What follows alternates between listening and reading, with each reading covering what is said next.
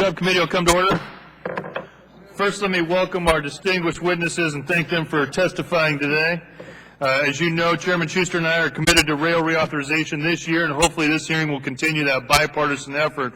The starting point for this reauthorization is Amtrak and the administration's respective budget requests. This is our starting point because the primary policy questions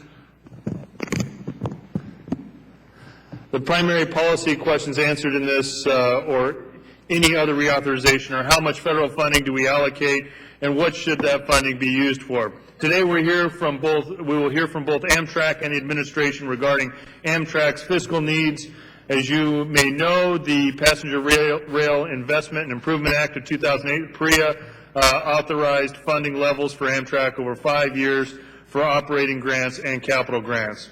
On the operating side, PRIA authorized Amtrak requested, and Congress has appropriated amounts higher than Amtrak's actual needs. In fact, since PRIA was enacted, Amtrak received $2.6 billion in operating appropriations, but actually only had $2.1 billion in losses.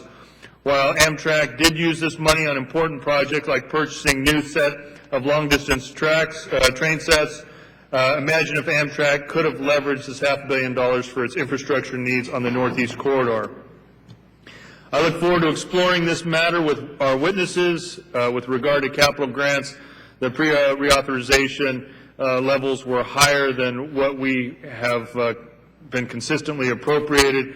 In fiscal year 2014, Amtrak is requesting $2.27 billion for its capital program, about $1.4 billion more than the 2013 amount. This additional funding includes the procurement of new rolling stock, initiation projects related to the new Hudson River tunnels in New York, and continued station compliance with the Americans with Disability Act. In addition to hearing from Amtrak's fiscal needs, both entities will also address the reorganization of Amtrak into business lines.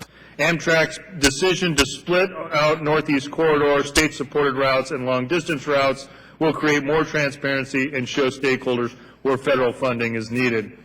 There's growing agreement between Amtrak, the administration, and others like the Brookings Institute that reorganization is a big step forward toward running Amtrak more like a business, which should allow proper infrastructure development. The current operating structure does not allow proper infrastructure development because the profits of the Northeast Corridor go to subsidize losses in other routes, especially the long-distance routes. We must find a better way to do this, and we are open to many new ideas. Before I close, I ask unanimous consent that the Brookings Institute report entitled A New Alignment, Strengthening America's Commitment to Passenger Rail be included in the record. Without objection, so ordered. Again, I want to thank the witnesses for being here today. I'd now like to recognize Ms. Napolitano from California for 5 minutes to make any opening statements she may have. Thank you, Mr.